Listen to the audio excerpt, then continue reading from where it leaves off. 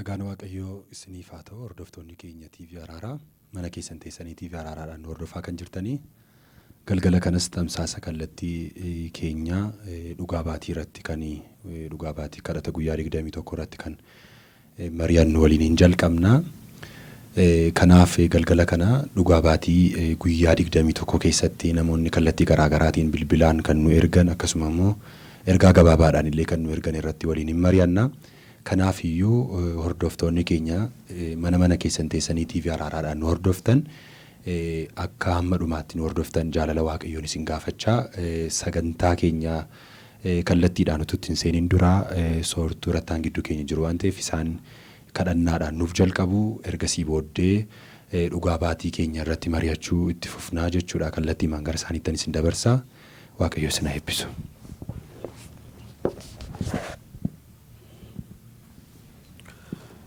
Tolee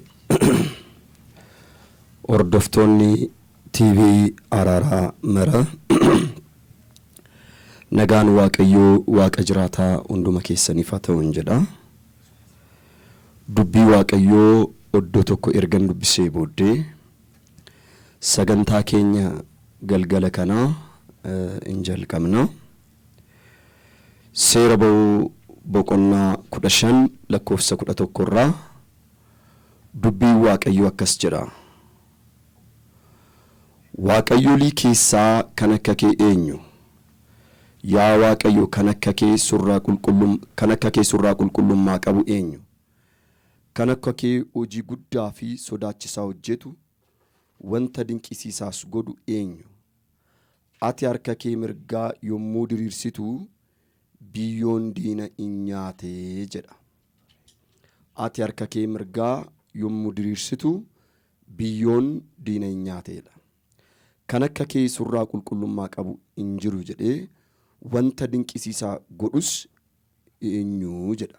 Waaqayyo Waaqa surra qabeessa, Waaqa wanta dinqisiisaa hojjetu, bara namaa keessatti jireenya namaa irratti waan dinqii kan hojjetu Waaqayyo duwwaadha. Kanaaf Waaqayyoon gaafa galateeffannu dinqii jechuun waan namaan hin hiikamne waan Waaqayyoon hojjetamu jechuudha.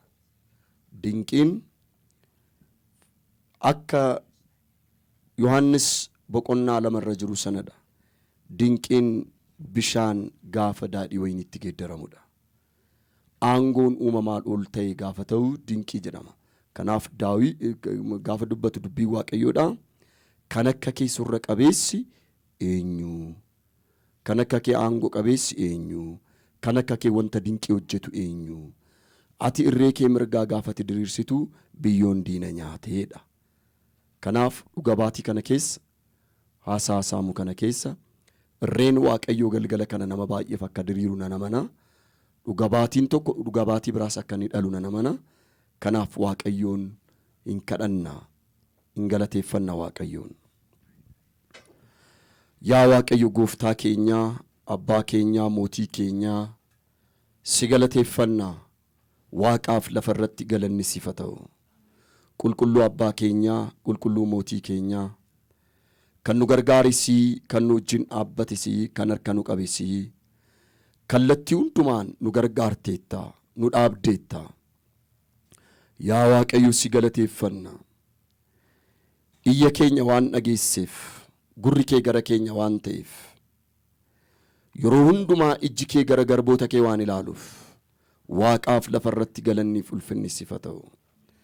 Gooftaa iyya namaa dhageessu, iyya namaafis deebii kennitu, guyyoota 21 kana gaafa si duratti kadhannu hidhaa baay'ee hiikteetta, gaaffii baay'ee deebisteetta, dadhaboota baay'ee dhaqxee mana isaaniitti harka qabdeetta, karaa nama keessa galee asitti labsamuun fayyina guddaa, dinqii gurguddaa hojjetteetta. Ati Waaqayyo isa dinqii hojjetudha. Waaqa bar tokkoo miti har'as isa jirudha. Ati jiraataadha. Kanaaf si galateeffanna.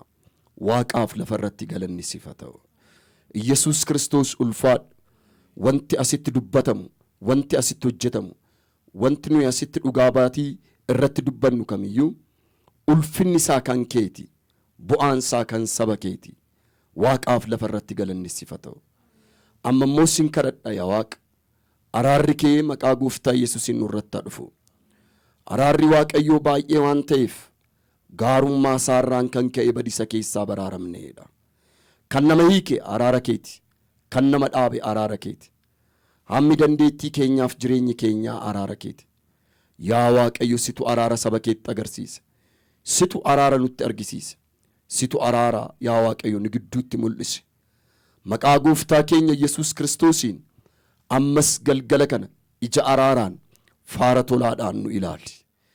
Gidduu keenyatti mul'achuun, yaada keessa dinqisiisaa sana nuuf ibsuun, saba nu taa'ee nu dhaga'uufis ibsuun fedhaaf jaalala kee haa ta'u. Araarri oddoo jirru kana haa dhuunfatu. Araarri lafa sagaleen kun itti dhaga'amu mara, manaaf bakkee namoonni lafa jirantatanii dubbii kana dhaga'an maqaa Yesuus Kiristoosiin araara kee haa dhuunfataman. Araara kee keessa duumessi araara kee keessa jiraachuun isaaniif haa ta'u. Duumessi araara kee nu haa golgu. Akkasumas nan kadhadha, aangoon dukkanaa humni hamaan maqaa Yesuus Kiristoosiin dhuga baatii kana isatti dinqii hojjette kana danquuf qabuuf kan ba'u hamaan waaqaaf lafarratti kan hidhame haa ta'u. Maqaa Yesuus Kiristoosiin ergaan dukkanaa, darbannaan seexanaa maqaa Yesuus Kiristoosiin hojii kee dura kan dhaabbatu, kan waaqa keessatti lafarrattis golgaa ta'u, humna du'aa ka'uu Yesuusiin golgaansaa kan ka'e haa ta'u. Dhiiga kee nu dhuunfadhu, yaadi kee nu gidduutti haa mul'atu, araarri kee nuuf haa baay'atu, galanni immoo siif haa ta'u. Maqaa gooftaa keenya Yesuus Kiristoosiin. Ameen. Ameen. Tole, Waaqayyo isin haa eebbisu isiniin jecha kallattiimaan gara dhugaa baatii keenya kan guyyaa har'aa irratti waliin dudubbannutti darbina. Dhugaa baatii baay'ee dhagaa namoonni kallattiidhaan bilbilaanis kan nuuf erganii, bilbilaanis kan bilbilanii nutti himanii, akkasuma immoo ergaa gabaabaadhaan illee kan nuuf erganii. Dhugaa baatii amma kan hunduma isaa irratti dubbannee fixuu hin dandeenyu. Dhugaa baatii baay'eetu mana namoota baay'ee keessa akka jiru beekamaadha. Namoonni mana isaanii keessa jiraatanii dhugaa baatii kan hin qabne illee muraasa akka ta'an beekna. Maaliif Waaqayyo iddoo hundumaa ga'e akka inni nama baay'ee gargaare nama waan ta'eef.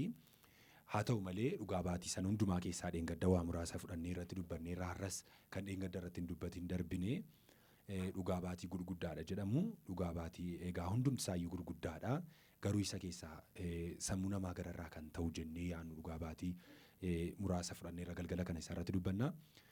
Dhugaa baatii jalqabaa obbo Carfii Daaroo Booranarraa kan erganii. Mucaa isaaniitu torbee tokko olii fi xannachatu morma irratti ba'ee ture, mormaa mangaagaa isaa jalaanii jechuudha. Xannachi kun baay'ee dhiitee suuraa isaallee kaasanii nuuf erganiiru. Xannacha kana gaafa argamu baay'ee humnaa ol dhiitee waan jiruufi mana yaalaa geessanii, mana yaalaa gaafa geessanii jedhan manni yaalaa ilaalanii opereeshinii haa ta'u ittiin jedhamee ture. Yeroo sanatti mala'uudhaaf illee afaan baafate akka turedha kan isaan dubbatanii. Haa ta'u malee isaan opereeshinii akka ta'uuf mana yaalaatti hin geessine. Manuma isaanii ta'anii irratti kadhatu turan. Haati warraan isaanii mucaan kun wallaalaa waan ta'eef, daa'ima waan ta'eef harka mucaa bakka bu'anii harka isaanii TV araaraatiin qabaniiti kadhatu turan. Iskiriinii TV araaraa qabanii gaafa kadhatanii mucaan kuni rafee jira saayitii sanatti. Kanaa booddee battaluma sanatti jijjiirama irratti argaa dhufan. Inni sila mala'uudhaaf ture illee ol deebi'e, mala'uu dhiisee jedhan afaan baafate inni mala'uudhaaf ture sun illee ol deebi'e. Akkasumallee ganama isaa kaanii gaafa ilaalanii jedhanii dhiitoon torbee tokko ofirra ture manni yaalaa opereeshinii haa ta'u ittiin jedhe kun xannachi kun maal ta'e irraa badee bule. Gaafa irraa badee bulee jedhu dhugaa baatii isaa borii isaa gaafa kennanii jedhanii footoo isaa kaasanii suuraa isaa kaasanii nuuf erganiiru. Egaa amma xannachi kun opereeshinii haa ta'uudha mana yaalaa ogummaa namaatiin opereeshinii ta'e keessaa ba'uudha kan itti himame.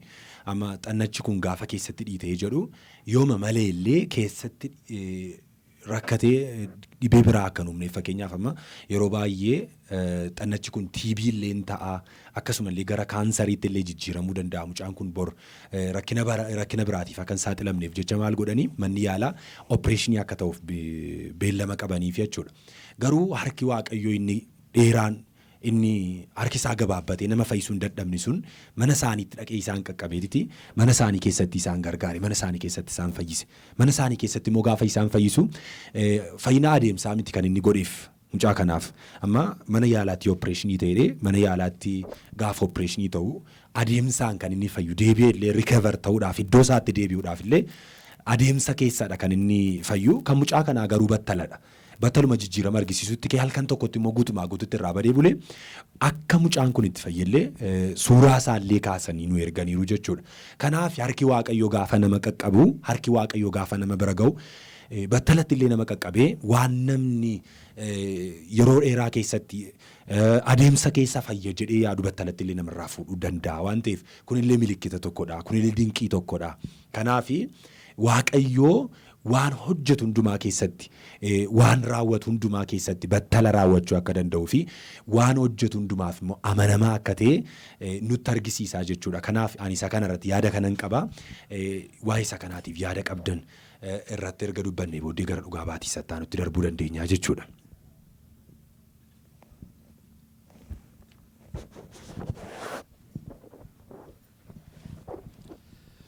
Tolee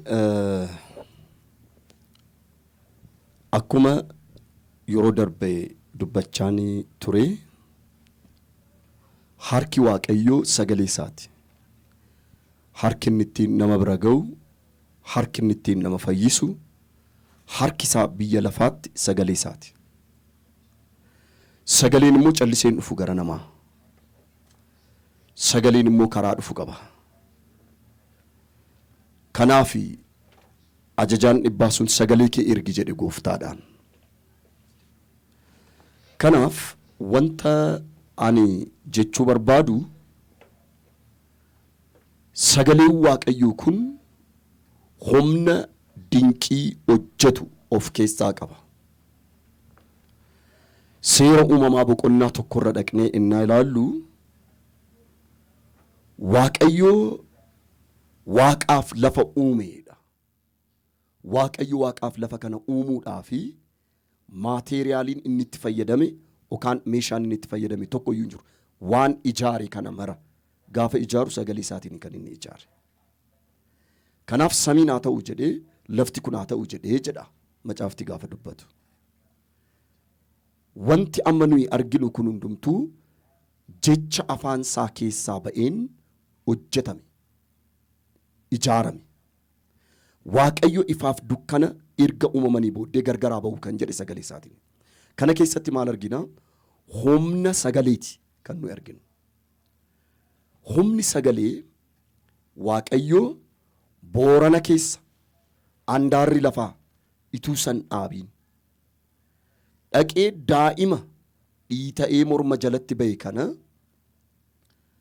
manni yaalaas namni biraanis waa biraa eegu sakandii keessatti keessaa fuudhee akka godaannissi isaallee hin argamneef hin mala'e miti hin bade keessaa fuudhee Waaqayyoon jedhaan.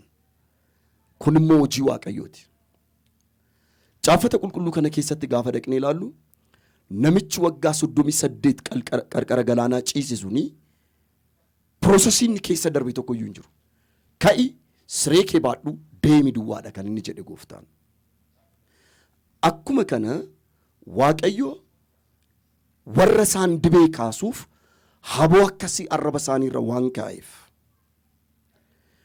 jecha afaan isaanii keessaa ajajaan ba'e suni mucaa sana keessaa lafanni bu'e anaafuu dinqiidha. Warra dhageenyuufuu dinqiidha. Dinqii jechuun isa kanadha. Amma jira garuu hin jiru. Amma du'aaf eegama.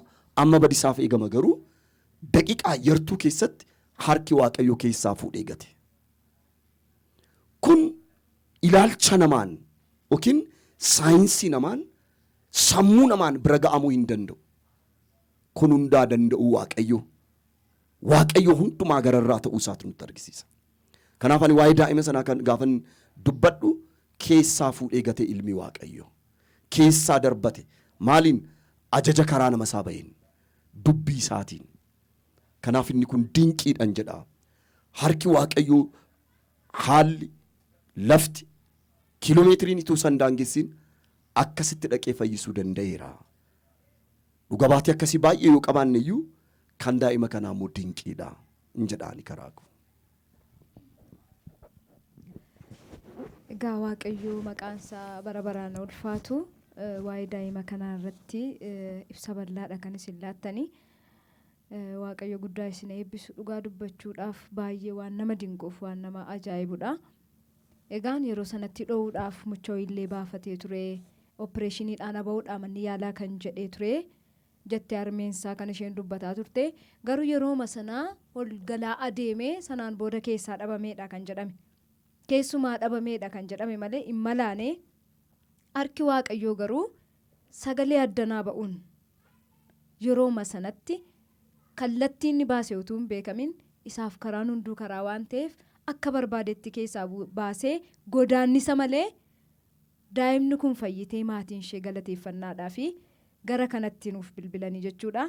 Waaqayyoof galanni haa ta'u. Egaa dhuga baatii gurguddaa akkasii namoonni cirracha kaleerraa opereeshinii haa ta'u akkas haa ta'u namoonni jedhaman dhiyootti kan dhugaa dhuftee asitti fayyina battalaa irratti dhugaa baatellee akkuma kana xaxarii kaleellee ija keenya duratti battalumatti fayyina battalaa keessatti lafanni bu'een beekamu opereeshiniidhaan hin baane inuma na gubee of keessaan dhabee fincaaniin keessaan baane daqiiqaa maaddanatti kadhatametti deemtee ilaalamtee sila keessa jira amma garuu manni yaalaa si keessa hin jiru bilisa.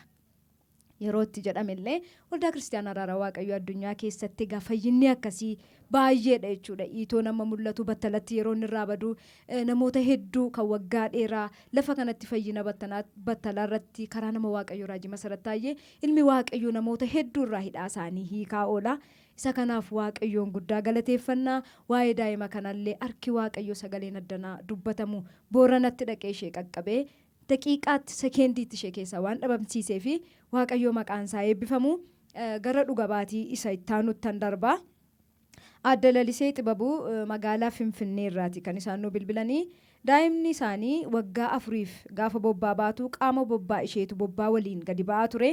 Mana yaalaa garaagaraa yoo geessinellee rakkinni ishee yookiis dhibeen ishee kun furmaata argachuu hin dandeenye. Daa'imni kun yeroo bobbaa baatu daqiiqaa 30 oliif qaamni ishee bobbaa sanaa wajjin waan gadi ba'uu fi daqiiqaa 30 ol dhaabbattee malee waliin deebi'uu fi manni yaalaa furmaata akka hin qabne yookiis immoo homaa gochuu fi akka hin dandeenye itti himanii turanii. Waggaa 4 egaa daa'ima waggaa 5 isheen waggaa tokko booda qabate jechuudha. Waggaa 4 faala kanaan utuu dhiphattu egaa daa'imni kun yeroo bobbaa baatu qaamni isa garaa wajjiniin gadi ba'u jechuun daa'ima sanarratti daa'imni ammam akka nama rakkistu beekamaadha. Egaa maatiin duuka rakkatu sanarratti himachuudhaaf illee tulfaataa baay'ee rakkisaadha. Sanarratti mana yaalaatti akkaataa mana yaalaatti yoo yaadame mana yaalaas geessanii turan opereeshinii gochuudhaaf qaama sagaraati. Opereeshinii ta'e wanti keessaa ba'u hin jiru ofumaan gadi ba'a qaama sanatu waan ta'eef falli isheedhaa godhamuu dhabame. Sanaan booda harmeen ishee gaafa bilbiltee dubbattu daa'ima koo kana baadheetanii gara iskiriinii TV Araaraa kadhata guyyaa 21 kana keessatti gara iskiriinii TV Araaraatti ishee qabee sanaan booda na gubaa itti nan geessin jettee boossee jetti. Gaafan itti geessee dirqamaan naqee harka ishee iskiriinii qabsiisu immoo niiroo qomtee sanaan booda raftee gaafa kaatu ganama gaafa bobbaa baatu mucaan koo bilisa taate waggaa 4 guutuu itti walirraan citin qaamni bobbaa ishee sagaraa wajjiniin kan gadi ishee ba'u sanarratti illee ol deebisuudhaaf kan ishee rakkatu mana yaalaatti fala kan dhabde. Ilmi Waaqayyoo garuu daa'ima kana dhaqee magaalaa Finfinneetti qaqqabatee sagalee addanaa dubbatamuun magaalaa Finfinneetti dhaqee ishee qaqqabatee battala sanatti daa'ima kana fayyise jechuudha. Kanaaf Waaqayyoon waa'ee daa'ima kanaatiif guddaa galateeffannaa. Inni namaaf hin danda'amne Waaqayyoof hin danda'ama. Yeroo baay'ee wanti baay'ee na ajaa'ibu lafa kanatti namoota yaalii xumuranii yaalii isa xumuraa isa ijibbaataa lafa kana dhufu jechuudha. Gara waldaa Araalaallee isa ijibbaataa manni yaalaa akkas nuun jedhee gara biyya alaatti riifarii nuu godhanii biyya alaallee dhaqnee dadhabnee kan dadhabame kan danda'u ilma Waaqayyooti. Ilmi Waaqayyoo isa biyyi lafaa dadhabe isa ogeessonni dadhaban lafa kanatti utuu inni danda'u utuu inni ba'aa dhalootarraa kaasu waan hin danda'amne akka ogummaa fayyaatti akka mana yaalaatti akka sammuu uumamaatti illee nuun illee amma nu ajaa'ibutti yeroo hundumaa hojiin lafa kanarratti hojjetamu nama Waaqayyoo raajiillee karaa isaanii nama hojjetamullee hojii Waaqayyoo kun baay'ee amma ajaa'ibutti dingata waan hin yaadamne Waaqayyoo godhaa oola lafa kanatti hojjetaa oola. Kanaaf Waaqayyoo isa humna namaa ol ta'e isa humna namaa gararraa ta'e ijibbaata isa dhumaa kun furmaata hin qabu homaa gochuun hin danda'amu. Namoota hedduun lafa kanatti dhufee riifarii fidanii dhufanii kana booddee furmaatiin jiru nuun jedhe manni yaalaa du'a eeggannaa ijibbaata isa dhumaa aangoo du'a inni cabsee inni dhaloota kanaaf dabarsee of kennee lafa kanatti mul'ate dhaloota kanarraa ba'aa ulfaataa akkasii kaasaa oola. Kanaaf kan daa'ima kanaas waan hin danda'amne waggaa afur guutuu kan isheen itti dhiphatte sekeendii asii sagaleen ba'een ilmi waaqayyoo ba'aa ishee irraa kaase. Waaqayyoon guddaa galateeffannaa nuun asitti waaqayyoon galateeffanneerraa daawwattooti TV Araaraallee waa'ee daa'ima kanaaf waaqayyoon galateeffadhaa isiniin jenna.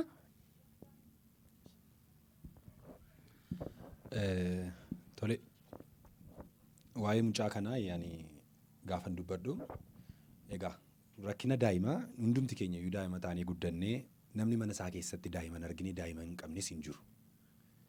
Waa'een daa'imaa beekamaadha. Hammam akka isheen nama rakkistu, hammam akka itti rakkatan maatiin wajjini.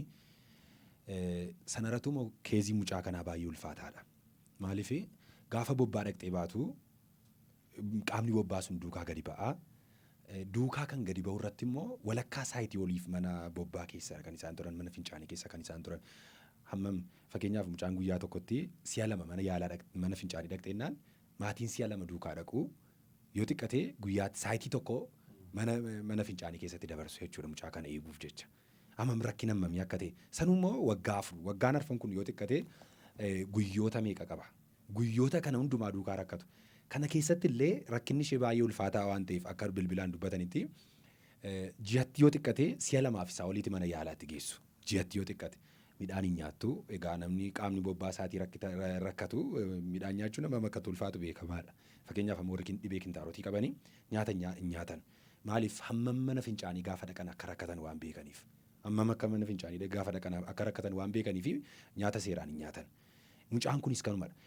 Waggaa afur immoo ji'atti yeroo lama mana yaalaa dhaquun baasii hammamii akka nama baasisullee beekamaadha. Sanummoo magaalaa guddaa keessa jiru waan ta'eef mana yaalaa gaafa dhaqanii jedhan baasiin isaan baasanis akkuma sanaati. Waggaa afur guutuu kanaan rakkatanii gaafa asii namni waaqayyoo sagalee baasanii sagaleen sun dhaqeeti mucaa kana keessaa balleessee kan isaan mirkaneeffatan illeetu dhugaa baatii kanan kennu guyyaa sadiidha. Maaliif mirkaneeffachuu barbaada waan ta'eef wanti kun callisanii ammuma fayyaniiru jedhamu waan ta'eef maaliif mana yaalaa mana fincaanii dhaqanii ilaaluu gaafata. Bultee isaa gaafa galgala kadhatamee ganama mana fincaanii dhaqnu jettee haati mucaa kana aadde laliseen jechuudha. Maaltu ta'a akka duriituu hin taane mucaanii battaluma mana fincaanii dhaqxee qaamni bobbaatu keessaa gadi hin bahini nagaatti baatee mucaan nagaan ta'etti gaafa bilbilaan haasoftu illee mucaanii raajii wajjin illee dubbatteetti. Maal taatee gaafa iskiriinii TV Araaraa qabattu jedhanii namni waaqayyoo gaafa gaafatanii jedhanii iskiriinii TV gaafa hin qabadu na wallachiiseetti. San dura garuu maatiin gaafa dubbachaa turan iskiriinii TV'tti gaafa geessan jedhan hin iyyisiiseen.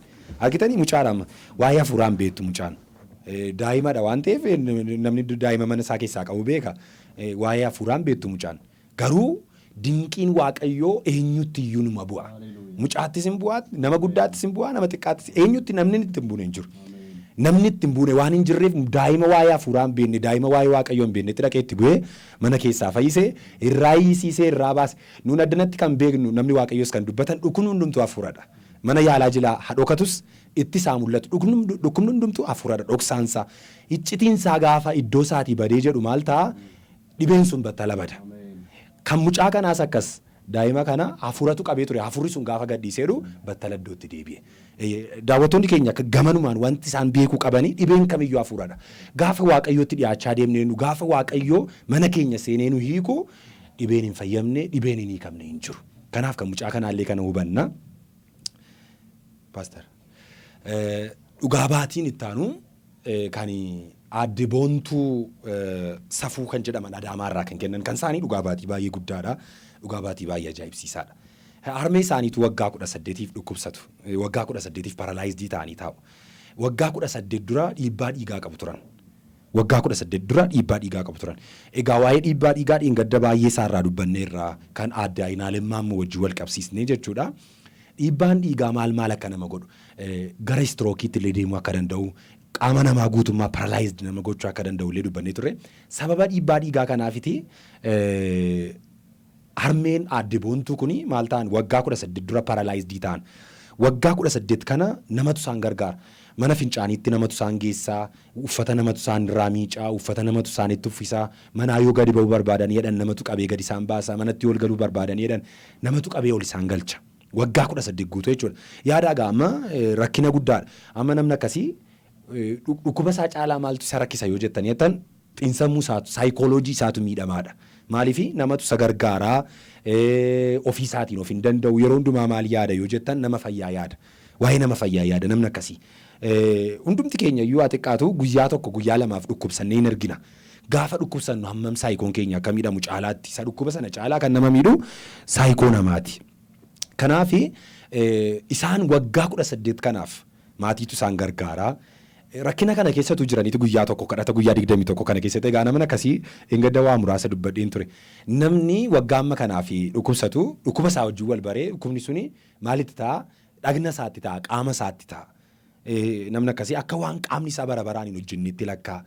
Guyyaa tokko galgala asii hin kadhatama. Kadhata guyyaa 21 kana keessatti jechuudha.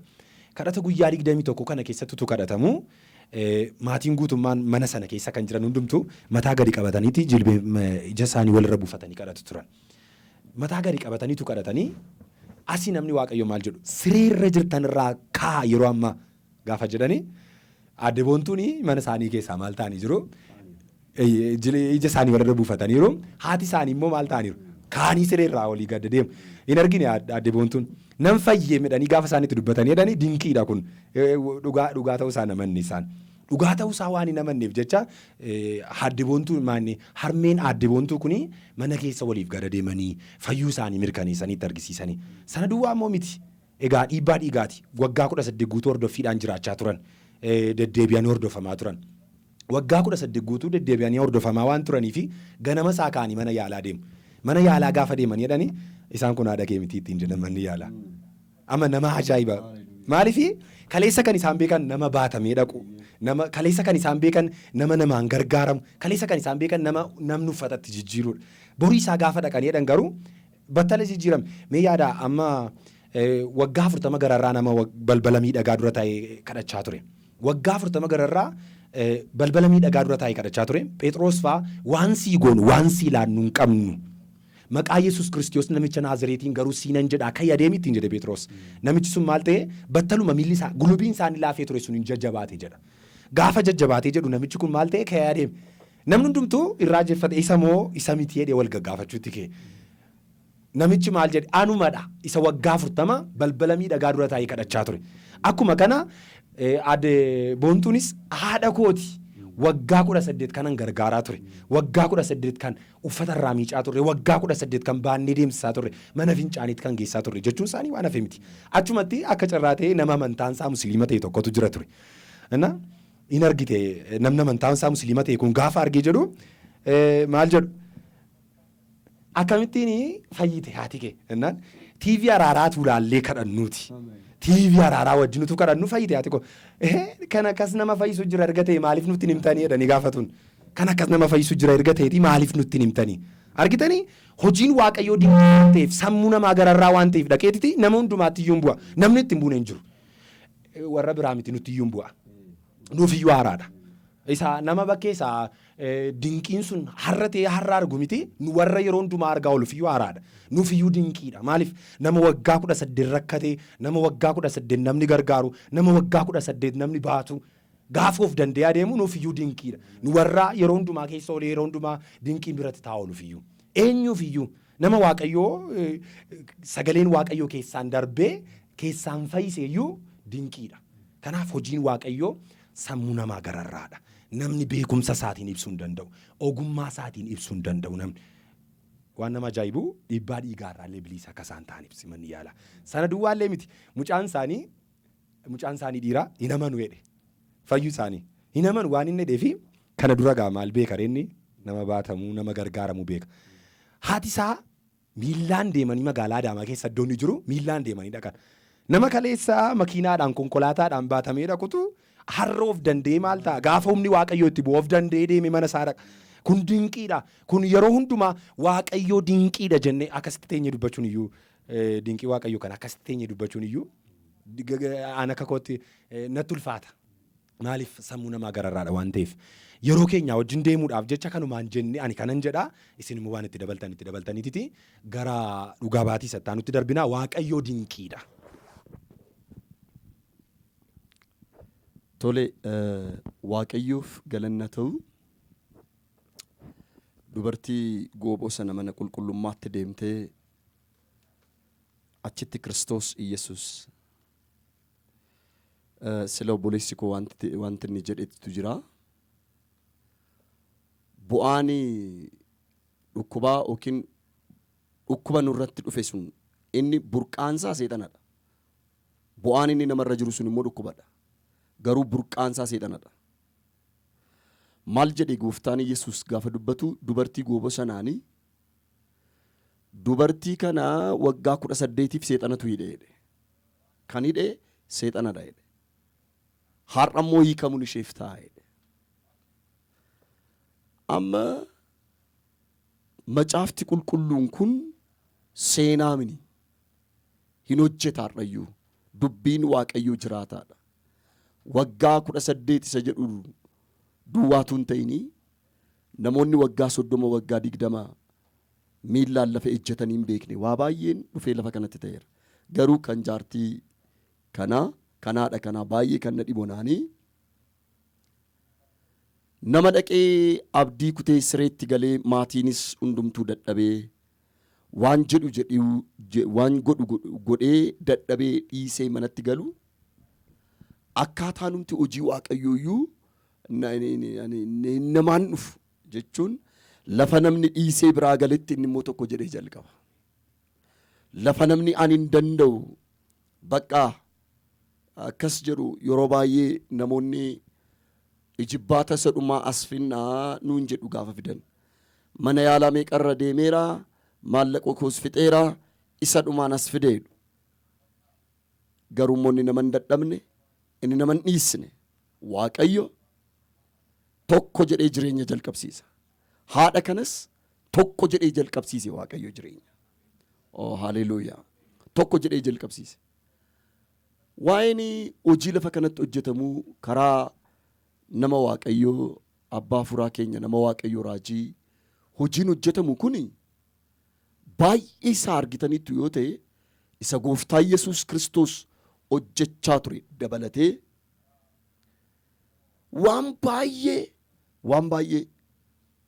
waan baay'ee miraakilii gurguddaa abdii kenname sanaa wajjin dabalatee yoo anatti amantan isa kana caalaayyuu hin hojjettu isa jedhame abdii sana dabalatee dinqii gurguddaatu ta'aara.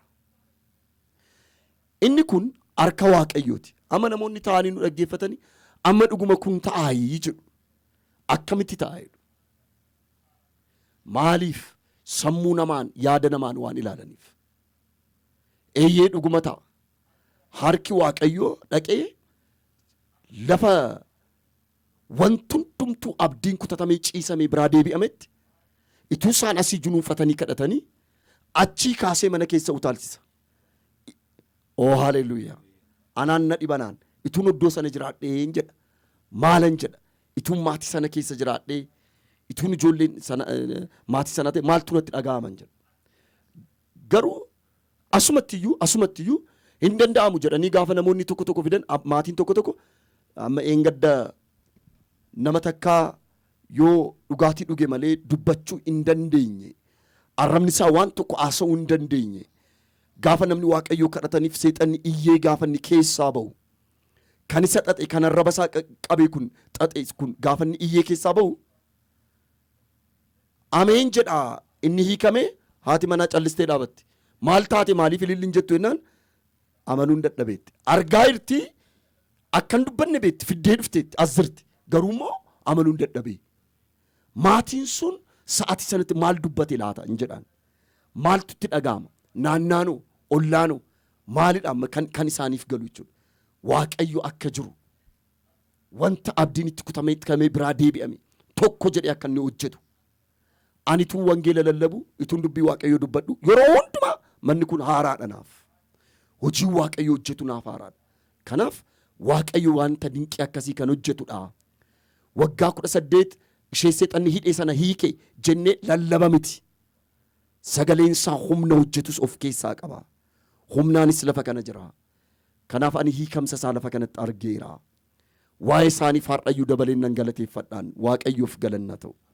Kanan jedhaan Waaqayyo isa yeroo hundumaa dinqii hojjetuuf galanna ta'u. Ameen.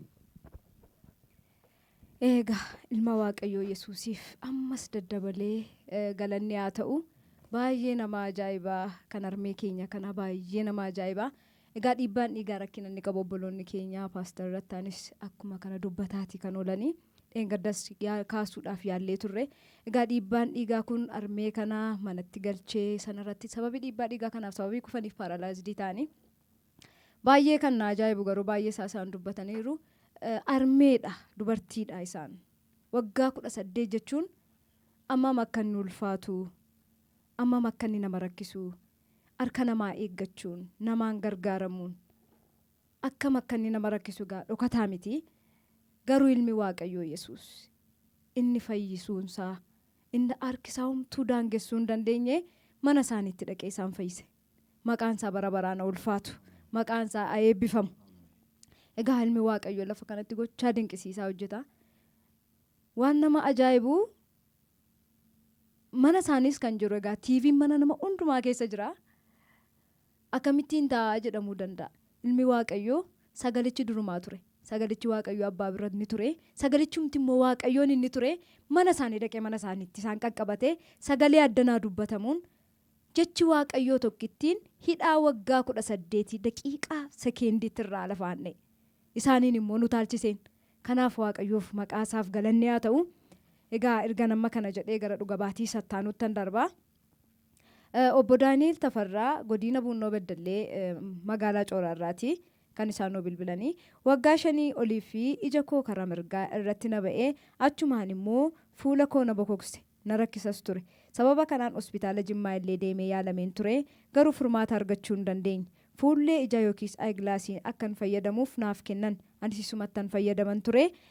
Utuman kanaan rakkadhu TV araaraa waliinanii nama Waaqayyo Raajii Masaratii wajjinan karadhee muuzii fuudheen TV araaraa jala kaa'eetan irratti karadhee muuzii sana immoo ija kootti dibadhee buleen gaafuman muuzii sana ija kootti dibadhee buluu muuzii sana gaafan ija kootti dibadhu tasuma saayyuu hin jaameedhe.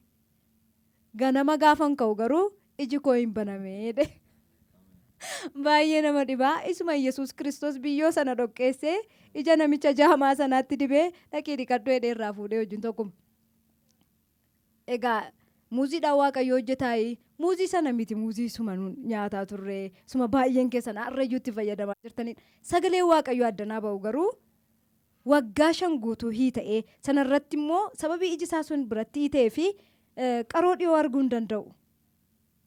Fuullee ijaatiin kan inni gargaaramu waggaa 5 kanaan rakkate. Waggaa 5 haala kanaan ittiin rakkate ganama gaafa ka'u garuu muuzii sagaleen irratti ba'e sana amantiidhaan TV araaraa jala kaa'ee wajjin kadhate muuzii sagaleen irratti ba'e sana dibate. Injaamsee ganama immoo irraa saaqe. Karaan hundumtuu isaaf karaa dhakkaataan itti fayyisu dinqiidha. Waaqayyo maaliif yeroo sana hin fayyisne akkamittiin fayyisee isa kana Waaqayyotu beeka. Garuu ganama gaafa inni ka'u iji isaa irraa baname amanuu amma inni dadhabutti amma namanuu dadhabutti iji koo narraa baname nan ilaale jedhee yeroo inni nu bilbilee argine. Kanaaf Waaqayyo kallattii hundumaan hojjechuu danda'a. Inni lafa kanaa sagalee isaatiin dubbatee gola namaatti hidhaa namaa hiiku sana qofaallee miti. Iji isaa harkuu qofaa miti. Hiiti sun lafa inni bu'een beekamu waggaa 5 guutuu magaalaa Jimmaa dhaqee yaalameera. Waggaa 5 guutuutti dhiphatee garuu ilmi Waaqayyoo sagaleedhaan karaa foddaa televezyiiniitiin muuzii keessa darbee sadaffaa asiin dubbatamaa TV keessa darbee muuzii keessa darbee nama dhaqee ija isaarraa hiita kaasee jaamummaarraa kaasee in danda'a. Inni kallattiin hundumtuu isaaf karaadha. Inni karaa barbaade hojjechuu danda'a. Ilmi Waaqayyoo akkasittiin hidhaa namaa gola namaa keessatti hiikaa jira. Maqaa isaatiif galanni haa ta'u. Eebbifamu inni bara baraan. Tole egaa ani waa'ee kanaa irratti wanta hin dubbadhu. Ammaas itti Waaqayyoo wanti inni ittiin fayyadamne hin jiru. Lafa kanatti jechuudha. Waaqayyoo gaafa namni Waaqayyo sagalee baasanii wanti inni ittiin fayyadamne hin jiru. Namni sii fuudhee biyyoo fuudhee galee dhaqee namni biyyoo nyaata. biyyoo nyaatee garaachatti hin fayyee dhukkuba keessaatti hin fayyeedha. Amma biyyoo yoo nyaateedha namni hin fayyu. Maaliif namni biyyoo nyaatu waan nama ajaa'ibu keessaa. Garuu macaafa qulqulluu irratti gooftaa Yesuus Kiristoos na fayyisi jedhanii gaafa dhaqan jedhan akka tamantisiifa ta'u ittiin jedhaan. Akka tamantisiifa ta'u sababii jedhee fi namichi amaneera waan ta'eef amanee dhaqeera waan ta'eef maal ta'a hin fayyu. Amma namni biyyoo nyaatee hin fayyu. Yoo fayye namni maal nyaatee fayya maal liqimsee fayyaa kiniinii liqimsee fayya. Namoota bara hedduu kiniinii liqimsanii garuu hin fayyineetu as dhufee biyyoo qaban namicha tokko na yaadadha. Dhugaa baasisnee turre addanatti. Manni yaalaa birrii 400 olii gaafatan. Sanuu biyya keessatti hin danda'amu ittiin jedhe garaachasa. Midhaan hin nyaatu. As dhufeeti maal godhaa biyyoo as keessaa fuudheeti biyyoo nyaata. Sanaa booddee biyyoo sana gaafa nyaateedhu maal ta'a garaachisaan dhiisee yeroo sana dhaqee misaa nyaate. Asii yeroo dhaqee laaqana nyaateedhu wanti itti dhaga'amu tokkoyyuu hin jiru. Yeroo murtaa'e erga of ilaalee waan nama ajaa'ibu namichi sun wanta hin irraanfanne saaxinii isaaf qophaa'e illee akaakayyuu isaatitti awwaalame. Saaxinii isaaf qophaa'e illee as dhufee maal ta'e biyyoo nyaatee fayyee saaxinii isaaf qophaa'e illee maal ta'e akaakayyuu isaatitti awwaalame. Amma rakkinni waaqayyo namarraan fuune hin jiru. Garuu karaa waaqayyootti fayyadamu karaa garaa garaati. Namni immoo maal ta'a hin amana. Amma namni asii istiikarii fudhatee galee waggaa dhuftu konkolaataa fidee dhufa. Namni asii dhufee zayitii fudhatee galee zayitii jechuun waan biraan qabu. Zayitiin waldaa araaraa keessatti oomishamu zayitiin sun gabaarraa dhufa. Bishaanni waldaa araaraa keessatti oomishamu gabaarraa dhufa. Asii sagaleen gaafa irratti beeku namni immoo amantiidhaan gaafa fudhatee mana isaa keessatti wanti hin hojjenneef wanti hin gooneef hin jiru. Akka kana obbo Daani'eel Tafarraa mana isaanii keessatti muuzii TV araaraatti qabaniiti amantii dhagaa. Amananiiru waan ta'eef amantiidhaan muuzii TV araaraatti qabaniiti muuzii dibatu. Muuzii ija isaaniitti dibatanii gaafa jedhaniin jaamee ganama gaafa ka'anii jedhan irra hin jiru. Akkuma kanadhaa jechuudha wanti waaqayyo hojjetu. Nuunuu yeroo hundumaa nu dinqisiisaa oola akkaataan itti waaqayyo hojjetu haaraadha nuuf yeroo hundumaa. Kanaafi waaqayyo isa dinqii hojjetuuf galanna ta'u jecha gara dhugaa baatii sattaanutti yoo darbine gaariidha. Barsiisaa Taarikuu Taakkalaa naannoo sabootaaf sablammoota uummattoota kibbaa magaalaa Diillaarraa naannoo kibbaa jechuudhaan naannoo uummattoota kibbaa magaalaa Diillaarraa isaan immoo ji'a 3 paralaayizii ta'an barsiisaadha. Ji'a 3 paralaayizii gaafa ta'anii akka jedhanitti akka gaafa sana bilbilaan dubbatanitti nama tuffatatti uwwisaa baankii gaafa dhaqan illee baay'ee rakkadha jedhu harki isaanii barreessuu hin danda'u waan ta'eef namatu isaan gargaara. Kana keessatti wanti guddaan miidhamee jedhu isaan saayikookooti jedhu. Barsiisaadha maatiin guyyaa hundumaa gargaaru ji'a 3 kana waan nama ajaa'ibu biddeen illee ofiin afaan hin kaatan. Harki isaanii sun paralaayizii waan ta'eef ji'a 3 haadha manaatu isaan gursha. Ji'a 3 guutuu. Amma namni tokko gaafa rakkatu nama tokko duwwiittiin rakkate miti. Maatiin rakkateera duukaa. Maatiirra darbee ollaan rakkateera duukaa. Sanarra darbee immoo amma barsiisaadha isaan waan ta'eef barattoonni isaan irraa barachaa turanii sababii isaanii rakkina arganiiru. Guyyaa tokkoyyuu guyyaa lamayyuu haa ta'u malee. Namni tokko gaafa rakkatu silaayyuu waaqayyo gaafa nu fayyisu nuuf jedhee miti kan inni fayyisu. Gaafa nu hiiku waaqayyo nu caalaa namoota hiikamutu jira. Nu caalaa namoota gargaaramutu jira. Amma yeroo baay'ee asitti dhufanii haati warraa nanii kamee naa galateeffadhaa jedhu abbaa warraa fayyee. Maaliif? Rakkinni abbaa warraa isaanii isaan abbaa warraa caalaa kan inni miidheenyuudha. Yeroo baay'ee isa dhukkubsatu caalaa isa dhukkubsachiisutu miidhamaadha. Isatu rakkataadha. Sana duwwaa miti. Amma wantan yaadadhu nama waaqayyootu gara biyya biraa tajaajilaaf deeman magaalaa kana keessa. Hamma isaan biyya biraa deemanitti hospitaalli magaalaa kana keessa jiru dhukkubsataadhaaf lafti taa'amu dhiba. Argitanii? As dhufanii battala fayyu. As dhufanii battala hiikamu. Gaafa asii tajaajilli hin jirre garuu manni yaalaa waliin ga'u. Amma as dhaabbachuun nama waaqayyoo, as dhaabbachuun abbaa fuuraa keenya, as jiraachuun waldaa araaraa nama tokko lamaaf miti. Biyyaaf, addunyaadhaaf, mana yaalaaf illee furmaataadha. Ututti yaadameeti. Ammatu barameeti. Dhoksaan isaa ammatu barameeti. Maaliif argame? Namni kun mana yaalaarra deemeera, mana yaalaarra naanneera. Furmaata argachuu hin dandeenye. Lammata mana yaalaa deebi'een naqu dooktarii bira. Namichi kun erga fayyee booddee dooktarii dhaqee deebi'ee rakkisu jechuudha. Dhaqee ogeessa isa yaalaa ture sana deebi'ee rakkisu jechuudha namichi kun. Maaliif? Waaqayyoo furmaata isaa kenneera waan ta'eef. Kanaafi Waaqayyo wanti inni hojjetu, Waaqayyo wanti inni godhu dinqiidha waan ta'eef galgala tokko mana isaanii ta'anii TV araaraa ilaalu turan. Nama Waaqayyoo tasii maal labsu kadhata guyyaa 21. Kadhata guyyaa 21 kana labsaniiti guyyaa sadaffaa isaatti abjuudhaanii nama Waaqayyo argu. Abjuudhaan nama Waaqayyo arganiiti abjuudhaan immoo as dhufu waldaa araaraa dhufanii maal jedhu waldaa araaraa dhufanii nama Waaqayyo arganii arroosi nan argadhee kana dura mana waldaa araaraa dhufee utuu nan isin argatin nafe namni Waaqayyo abjuu sanaanii maani rakkinni keetiin jennan adaraa keessanii kunoo qaama guguutummaa paraalaayizdi na ta'ee jira kana gochuu hin danda'u sababa kanaa rakkina akkasii keessa hin jira jedhaniiti nama Waaqayyo kanatti himatu barsiisaan kun. Achi booddee namni Waaqayyoon kadhatuu fi battaluma fayyaa abjuu sanaan namni kun jechuudha. Sanaa booddee Waaqayyoo nama isaa mana kootti naaf ergee abjuudhaan mana kootti nama isaa argee bakka nama fayyaa jedhanii amanan. Kadhata guyyaa 21 kana keessattuu mana isaanii ta'anii TV araaraa ilaalanii kadhataniiti ilmi Waaqayyoo inni irreensaa dheeraa. Inni irreensaa mana nama hundumaa qaqqabuu danda'u. Inni mana nama hundumaa keessa jiru. Argamni isaanii mana nama hundumaa keessa ta'e. Inni si'a takkaatti mana nama hundumaa keessatti argamuu danda'u. Mana barsiisaa taarikuu kanaatti argamee dhaqee maal godhee rakkina isaanii isaan irraa fuudhuu duwwaa miti battala irraa fuudhe. Waan dur gochuu hin dandeenye battala godhaniiti harki isaanii dur barreessuu hin dandeenye hin barreessee miilli isaanii dur deemuu hin dandeenye hin deemee inni dur biddeen gurshachuu hin dandeenye illee biddeen ittiin nyaate. Waaqayyo baay'ee dinqiidha. Ankara caalaa waan hin dubbadhu hin qabu. Itti fufaatii dubbadhaa. Ergasii booddee waa'ee isaanii erga dubbannee booddee dhugaa baatii isaa nutti darbina.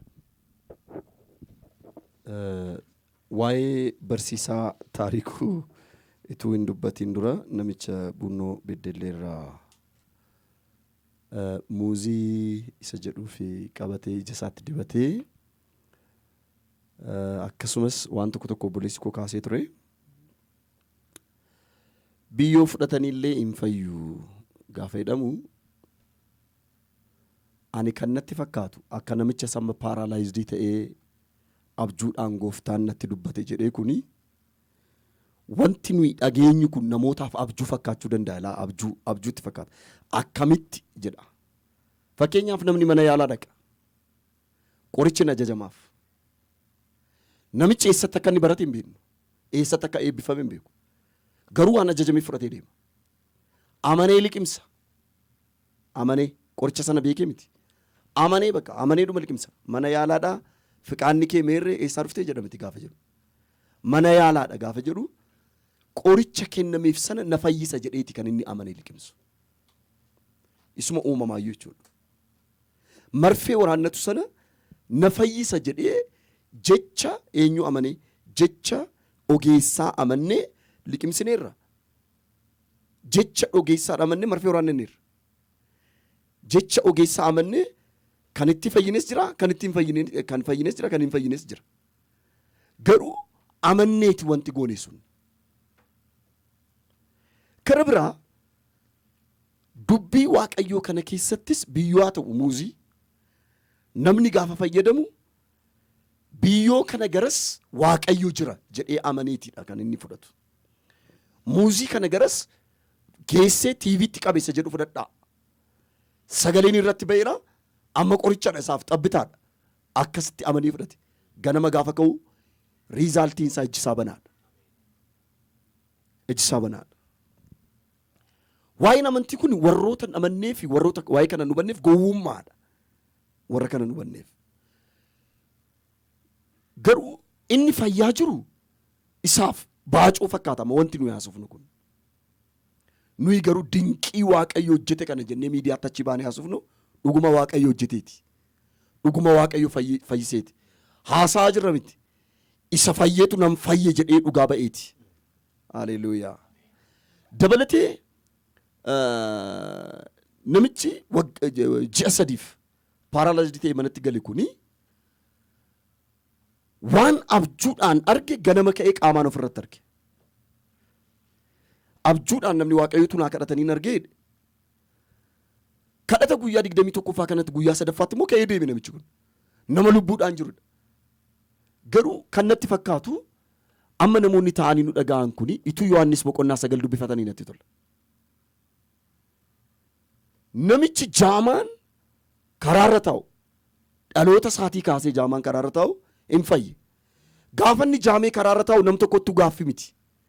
Gaafa inni fayyee ka'ee deemu garuu eenyu si fayyiseedhaan hundumtu. Ayi Yesuustu dhufee na fayyise gaafa inni jedhu namni hundumtu deddeebi'anii isa gaafatu. Dhumarratti ragaa barbaadan. Ragaan isaa waaman immoo haadhaaf abbaadha.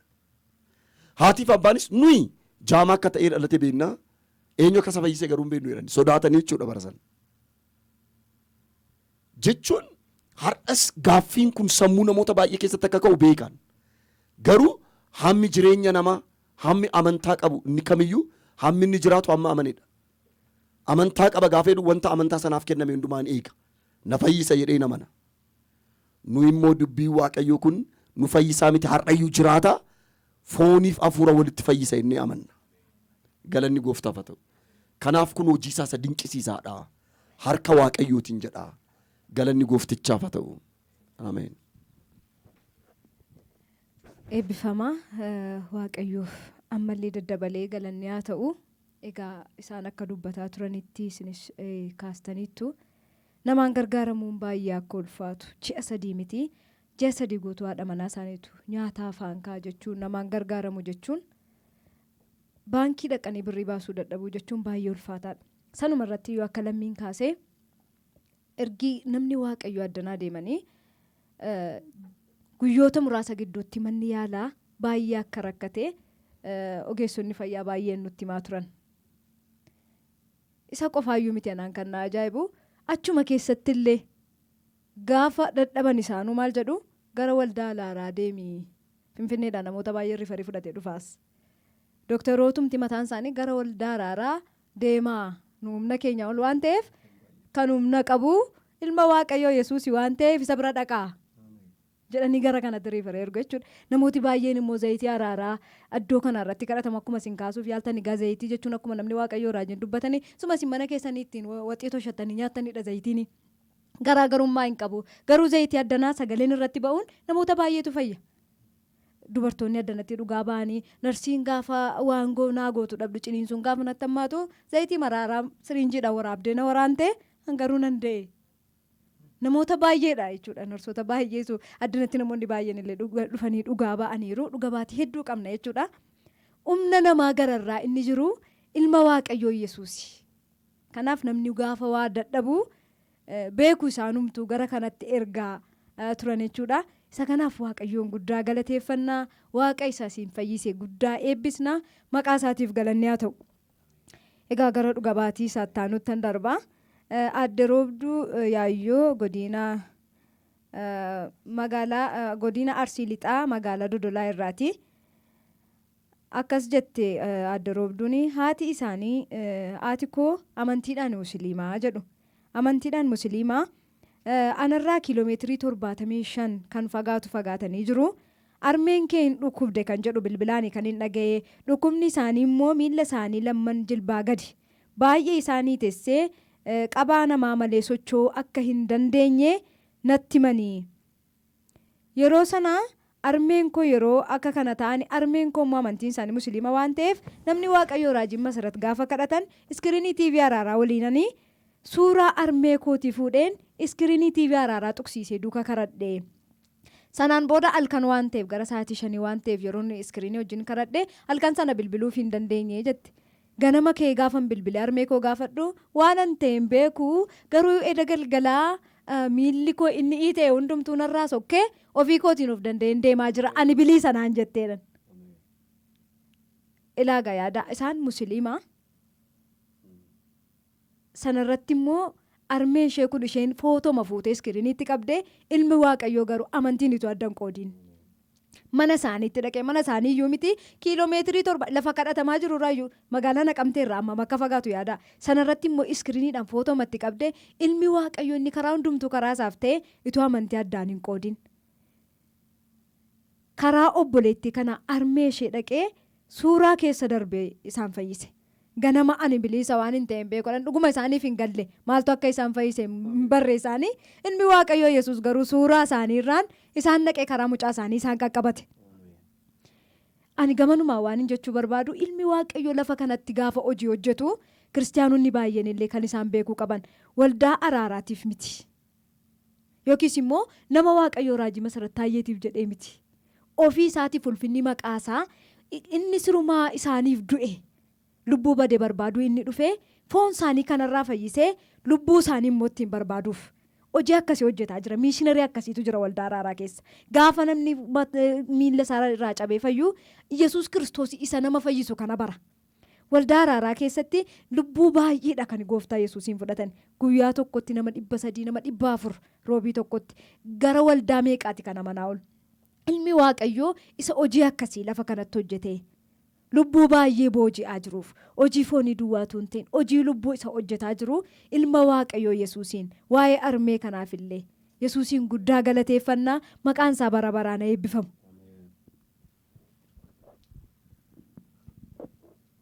Phaawulos akkas jedha. Waaqayyo fayyisaa nama hundumaati. Addumaan immoo fayyisaa amantootaati jedha. Amma yeroo baay'ee namoonni warra amanan qofa fayyisaa jedhanii yaadu. Yesuus warra amanan barbaacha hin dhufne. Yesuus barbaacha kan dhufe nama hundumaati. Waaqayyo akkasitti tokkicha ilma isaa amma kennuufitti biyya lafaa jaallate jedha. Waaqayyo ana sastaayee tajaajilu qofa miti kan inni gargaaruu barbaadu. Amma mana isaanii ta'anii TV araaraan hordofaa kan jiran baay'een isaanii amantaa Protestaantii amantaa Kiristiyaanaa kan ta'ani beekamaadha. Maaliif mana isaanii ta'anii TV araaraa kan ilaalan asitti dhufanii dhugaa gaafa ba'anii namoonni baay'een ani amantaan koo akkas ture garuu TV araaraa baay'een jaalladha baay'een hordofaa jedhu. Gamanumaan waan nuun dhaabne darbuu barbaannu Waaqayyo fayyisaa nama hundumaati. Warra amanan qofa miti kan inni fayyisu. Warra isa beekan qofa miti kan inni fayyisu. Amma fakkeenyaaf waa tokkoon naa gala. Amma dubartiin isheen Yesuus Kiristoositti dhiyaattee mucaa koo naa fayyisii jette sun mucaan ishee manaa Yesuus akka isheedhaaf kadhachaa jiru hin beektu. Garuu haati ishee bakka ishee buutee dhaqxe Yesuusiin maal jetti? Mucaa koo naa fayyisii jettee kadhattiin. Yesuus Kiristoos gaafa inni deddeebisee ishee didee isheen amantiidhaan duukaa buutee kadhatte egaa akkuma amante immoo siif haa ta'u gaafa inni jedhu mucaan ishee battala manaa fayyiti. Akkuma kana dhoksaansa arraama fakkeenyaaf kiiloomeetira 75 gargar fagaatu. Kan adda roobduudhaa fi haati isaanii kiiloomeetira 75 gargar fagaataa iskiriinii TV araaraatti dhiyaattee bakka harmee isheetii buute amantiidhaan sanuummoo nama namaniin nama waa'ee akka kadhatamaa fiiru jiru hin beekin itti dhiyaattee footorra keessee kadhattiif. Gaafa kadhatteefii jettu haati ishee hin fayyite. Ilaame hangaficha dhibbaa. Naa'unsaa Waaqayyoon akka kadhatamaafii jiru hin beeku. Maal jedhaa dhaqee sagalee kee duwwaa ergi. Sagalee kee gaafata ergitu maal ta'a? Hin fayyaa. Naa'uun koo hin fayyaa. Ati sagalee kee ergitee naan sagaleen kee akka dhaqu beeka. Ani nama nan ajajaa namnis na ajajaa waa'ee ajajaa beeka. Waa'ee aboo beeka. Argitanii? Waaqayyo Yesuus Kiristoos gaafa nachi sagalee baasu namichi battala fayye. Saayitiitti namichi fayye saayitiitti naa'uun sun fayye gaafa qoratanii jedhan saayitiitti Yesuus Kiristoos sagalee baase sanadha. Akkuma kanadha. Saayitiitti harmeen roobduu fayyan saayitiitti asii namni Waaqayyoo kadhatanii fi saayitii ishenitti amantiidhaan iskiriinii TV araaraatti footoo isaanii qabdeedha. Har'as dhugaadha hojiin Waaqayyoo. Har'as dhugaadha dubbiin Waaqayyoo. Dubbiin Waaqayyoo jiraataadha. Humna hojjetus of keessaa qabeedha. Dubbiin Waaqayyoo jiraataadha jechuun bara Phaawulos fa'aa duwwaa jiraataa ta'e hafe miti. Bara Yesuus Kiristoos biyya lafaarra ture jiraataa ta'e hafe miti. Yesuus Kiristoos akkas jedhe bartoota isaatiin. Ani immoo hamma dhuma baraatti isinii wajjinan jiraayedha. Hamma dhuma baraatti inni isinii wajjinan taa'edha sun sobaa miti. Har'as hojjechaa jira. Abbaa fuuraa keenyaatti fayyadamee wajjiniin dhaabbatee nama Waaqayyoo raajii masarattiin gargaaramee egaa isaan hin dubbannu kana duwwaa miti. Namoonni dhufanii dhugaan baanii meeqatu jira. Amma warruma qaalluu meeqatu mana isaanii taa'ee TV araaraa laala. Eeyyee nama meeqa dhufee dhugaa ba'e. Nama meeqatu dhufee asitti dubbate. Kanaaf hojiin Waaqayyoo wanti inni lafa kanarratti hojjetu guyyaadha gara guyyaatti dinqiidha. Hamma sammuu keenya gararraa ta'uttidha. Kanaaf Waaqayyoof galanni guddaan haa ta'u dhugaa baatii sattaanutti darbina. Dhugaa baatiin ittaanu obbo Qajeelchaa Ansaaluu magaalaa Finfinnee irraati dhugaa baatii isaanii karaa teelegiraamii nuuf erganii bara 2014 gara xumuraa keessatti balaa konkolaataa turre konkolaataan isaanii akkamitti akka miidhame illee suuraa kaasanii nuuf erganiiru bara sana Egaa namni balaa konkolaataatiin gaafa miidhamu qaama isaa iddoo tokko duwwaa miti kan miidhamu beekamaadha. Maaliif balaan konkolaataa rakkinni isaa biyya keenya keessatti maal akka ta'e nama kam jedhaa dhokataa miti. Rakkina isaanii baay'ee mana yaalaatti deemanii yaalamanii fayyaniiru. Garuu rakkina furamuuf hin dandeenye tokkotu hafe. Dhibee gurraa. Gurra isaanii tokkotu duude. Gurri isaanii tokko kun gaafa duudee jedhu mana yaalaa dhaqanii yaalaman illee magaalaa Finfinnee keessa mana yaalaa gurguddaa jiran hundumaa deemanii yaalaman illee namni furmaata kenneef hin jiru. Furmaata argachuu hin dandeenye. Achi hamma kana ittiin rakkatanii gurra tokko duwwaadhaan jiraachaatiti dhufanii bara 2014 yeroo taasii namni Waaqayyoo kadhannaa guyyaa 21 kadhatan irra ga'an. Kadhannaa guyyaa 21 kana keessatti hin kadhatu amantiidhaan hin kadhatu egaa yeroon Waaqayyoo beekamaadha. Waaqayyoo yeroo sirriidha jedhee murteesse qaba nama fayyisuudhaaf. Yeroon sirriidha jedhee inni murteesse sun gaafa geedhu galgaladha. Namni Waaqayyoon kadhatu as sagaleetu jira. Namni waggaa tokkoof gurri kee tokko sin dhageenye hammaa kaasee siinan jedhaa dhagaye jedhan. Kan waggaa tokkoof gurri isaan dhageenye eenyudha? Obbo Qajeelchaadha. Achi gaafaas namni Waaqayyoo kan waggaa tokkoof gurri kee sin dhageenye hammaa kaasee gurri kee banamee irratti jedhan waan akka qadaaddii wayitu gurra koorraa baname nan dhagee. Akkam dinqiidha. Dhugaadha. Maaliif amma bira jiru miti namni Waaqayyoo. Amma nama meeqatas taa'ee sagantaa hirmaachaa ture. Hundumtuu mana isaa taa'eeti kan inni hirmaachaa ture malee nama manaatu nama gurrisaa tokko waggaa tokkoof hin dhageenyetu taa'aa jira jedhamee ittiin dubbanne nama Waaqayyootti. Garuu namichaaf sagaleen dhufeera. Nama Waaqayyoo irra immoo dhufe. Abbaa fuuraa keenya irra immoo dhufe. Gaafa irra dhufee jedhu maal godhaa? Sagalichi wal beeka. Yesuus isaas jirutu mana namichaa keessa jira. Ergamaa isaas jirutu mana namichaa keessa jira. Battala akka nama qadaaddii gurrarraa buqqisutu maal godha? Gurra isaarraa qadaaddii kaase. Gurri isaan barame. Hin dhagee. Waggaa tokkoof sagalee dhageen beekne. Mana yaalaa hedduurra deemee yaalamee kan furmaata argachuu hin dandeenye furmaata argate. Sana duwwaa miti obbo Fiqaaduu Tafarraa kan jedhaman illee kan isaan kan wal fakkaatu kan isaanii immoo baay'ee dinqiidhayyuu waggaa 18 dura bara 1997 ansaanis balaatu irra ga'e gurri isaanii tokko duude. Gurri isaanii tokko sababii duudeef tasumaayyuu waan tokko dhaga'uu hin danda'an. Tasayyuu gurra isaanii isa tokkoon jechuudha. Bilbila gaafa haasaan illee akka gaafa sana bilbilaan nutti himanitti gurra isaanii isa fayyaadhaan duwwaa haasa'u. Gaafa dhaggeef egaa gurra tokkoon jiraachuu jechuun hin cimaa. Darbee immoo amma jireenyi keenya baalaansiin sagalee uumamaa nuun dhageenyu baalaansiin sagalee nuun bakkee irraa dhageenyu walqixxeen ta'u taanaan illee sammuu keenyaaf hammam dhiphina akka ta'ullee beekamaadha. Isa kana warri saayinsii illee hin dubbatu. Beekamaadha. Sagalee nuun bakkeedhaa dhageenyu dirqama maal ta'uu qaba? Baalaansi ta'uu qaba. Baalaansi hin ta'u taanaan deemee dhaqee maal ta'a? Sammuu keenyaaf hammam miidhaa akka qabullee beekamaadha. Waggaa hamma kanaa dhiphina akka hamma kanaa keessa jiraatan darbee immoo gurra tokkoon gaafa dhaggeeffatanii yoo namni itti siqee akkas jedhee itti dubbateen ala waa'ee waan tokkooyyuu hubachuun itti ulfaata. Maaliif gurra lamaan dhaga'uudhaaf Waaqayyoo waan beekuuf gurra lama nuu kenne gurra tokko qofaan jiraachuu akka hin dandeenye waan beekuuf jechuudha. Rakkina waggaa 18 kanaa Waaqayyoo galgala tokkotti irraa kaasa. Galgala tokkotti labbattala libsuu ijaatti gaafaas namni Waaqayyo sagalee baasanii sagalichi waan hin hojjenne hin qabu. Uumaadhaa hin uumas hin fayyisas. Kanaafiyyuu mana isaaniitti dhaqee isaan fayyisee waggaa 18 bilbila taasaanii kan hin beekne gaafa sana nama Waaqayyoo wajjin gaafa haasaan bilbila ittiin nama Waaqayyoo taasaanii dhugaatti ba'an. Kanaaf Waaqayyoon keenya dinqiidhaa waan dinqii hojjetaa kaleessas dinqiidha. Maaliif lafti kun waan hin jirrerraa gara jiraachuutti dhufe dinqiidha. Har'as dinqiidha. Waggaa 18 rakkina namni baatee furamuufi kan hin dandeenye namarraa fuudha. Itti fufees dinqiidha.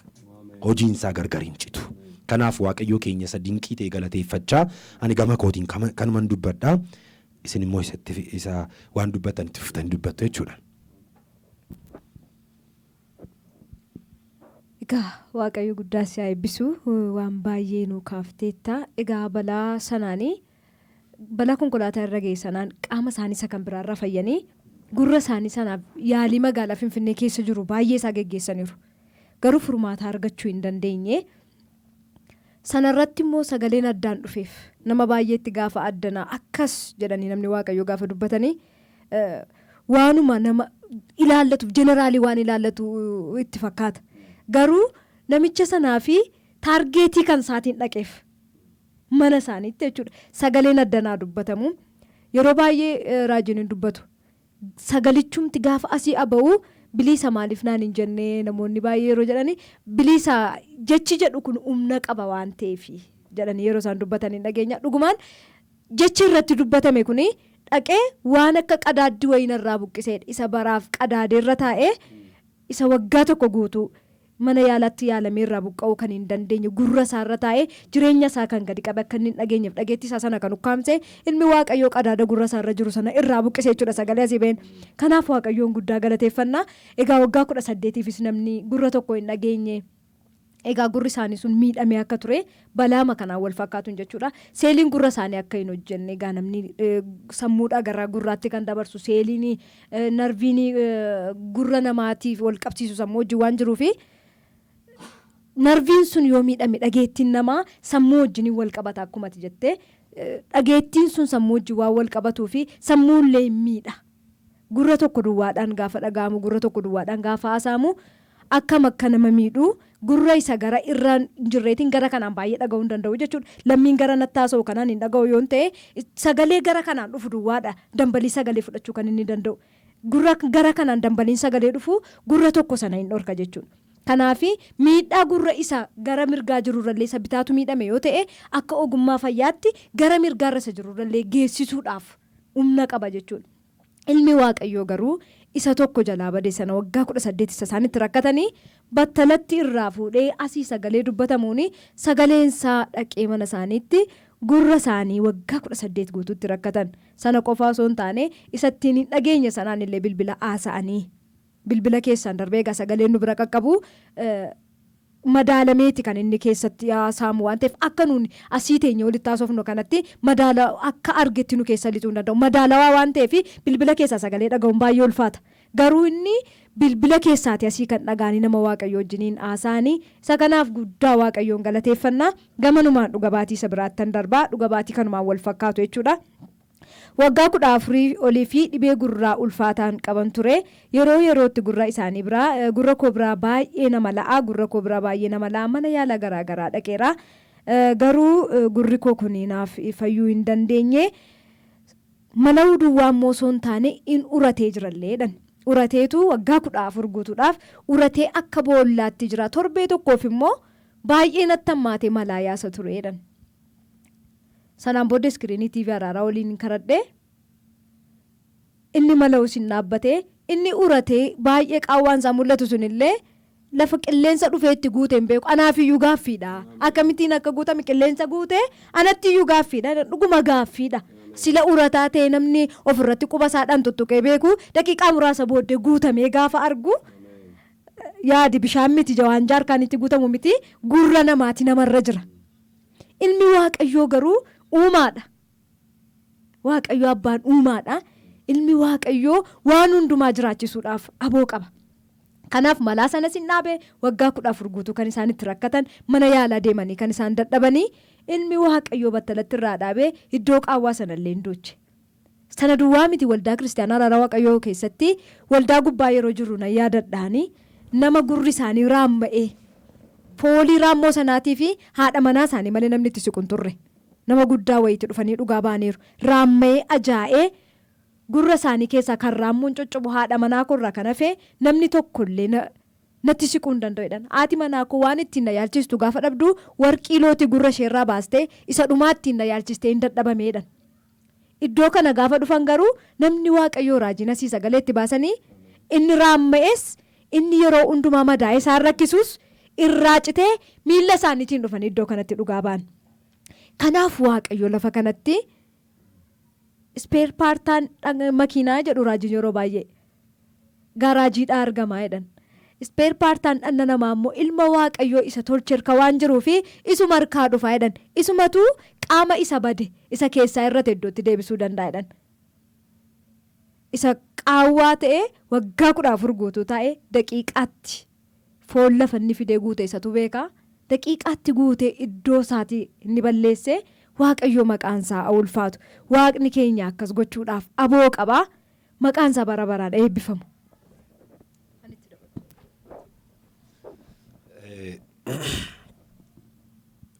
Obbo Jiraa Margaa Gobbusayyoo irraa gaafa ergaa gabaabaadhaan erganii egaa waan feenetti dubbatteen irra deebi'ee dubbachuun nan barbaachisu. Isaan gaafa fayyan sana namanne iyyuu nu banne iyyuudha. Sababii dhibee sanaa morma isaanii sochoosuu hin danda'an. Sababii dhibee sanaa afaan isaanii banuun maaliif amma xannachi as keessa jiru siistamiin qaama keenyaa morma keenya kanarra jiru afaan keenya wajjin wal qabataa, morma keenya wajjin wal qabataa, gurra keenya wajjin wal qabataa, mataa keenya wajjin wal qabata. Kanaafi as paartii tokko nu dhukkubeennaan morma keenya sochoosuun nutti ulfaataa, afaan keenya banuun nutti ulfaataa, gurri keenya duukaa nu dhukkubaa, mataan keenya illee duukaa nu dhukkuba. Siistamiin sun wal qabatee waan socho'uuf jechuudha.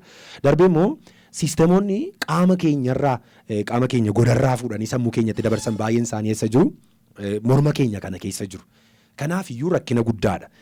Amma yeroo hamma kanaaf gaafa rakkachaa turan isaanii morma isaanii sochoosuun itti ulfaata. Sana duwwaallee immoo miti morma isaanii sochoosuun illee isatti ulfaatu duwwaallee immoo miti afaan isaanii banuun itti ulfaata. Achi gaafa kadhatamee jedhu isaan hin barre akka fayyan hin barre isaan.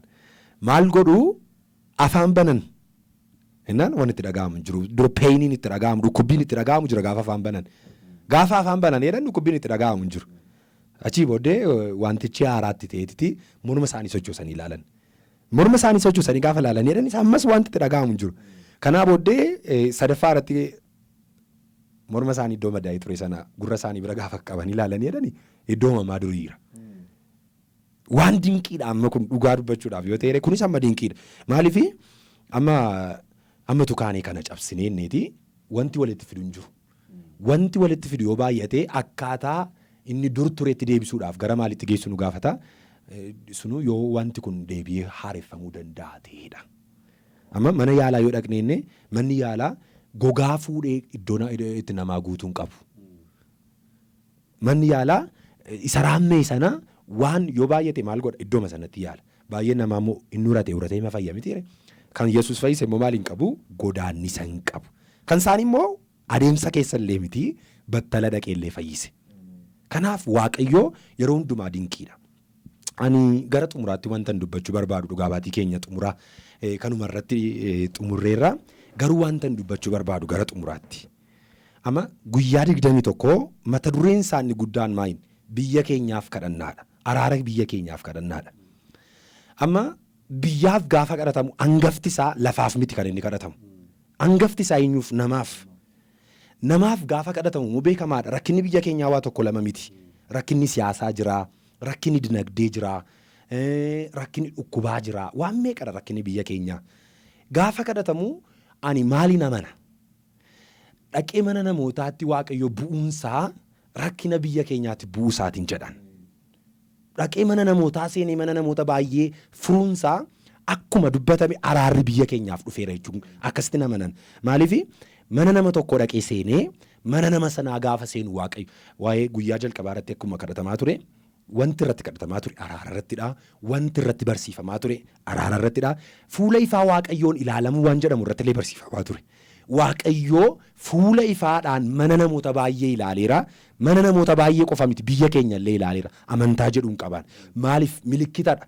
Waaqayyoo amma fakkeenyaaf Iyyaasuu dhuguma na wajjin yoo jiraatteette milikkita naa kenneedhe. Aduun kun dhaabbattuu jedhe.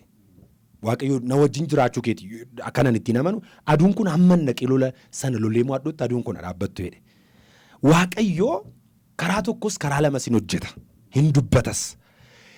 Milikkitadha garuu fayyina biyya keenyaaf. Milikkitadha. Hojii Waaqayyoo biyya keenyaaf hojjeteef kun dhugaa baatii nuun qabannee dhufne kun dhugaa baatii nuun qabannee dhiyaanne kun. Kanaaf Waaqayyoo fuula ifa isaatiin biyya keenya akka ilaale nama akka nama tokkootti akkasumallee namoonni mana isaanii ta'anii TV'n araaraa gargar hin citu. Saayitii 24 tamsaasa kenna. Sagalichi hin dhaabbanne kadhata guyyaa 21 hin daangoofne. Yeroo hundumaan kadhatama. Saayitii 24 sagaleen hin ba'a. Barsiisa dubbii Waaqayyoon haa ta'u Akkasumallee kadhannaadhaan kadhata walii galaadhaan haa ta'u fayyina battalaatiin haa ta'u sagaleen waaqayyootti fufeen ba'a. Ammas amantiidhaan yoo itti fufanii kadhataniidhaan wanti hin danda'amne hin jiru. Gara fuulduraatti namoonni baay'een dhufanii dhugaa baatii isaanii akka kennanii naman. Ani gama kootiin kanuman dubbadhaa gara xumuraatti waan dubbattan erga dubbattanii jettanii booddee walitti qabna. Kanaafi wanta dubbadhaati hin xumurraa jechuudha.